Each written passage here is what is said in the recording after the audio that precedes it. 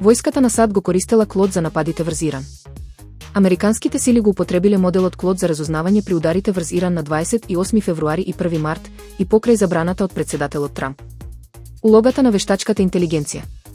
Операции. Технологијата помагала во реално време за анализа на сателитски снимки и прецизен избор на воени цели. Симулации. Алгоритмите предвидувале можни сценарија за да се намали колатералната штета на теренот. Етички судир. Додека компанијата Антропик бара строги етички ограничувања за воена употреба, Пентагон инсистира на целосна флексибилност. Овој случај ја потврдува длабоката зависност на модерното војување од приватниот технолошки сектор.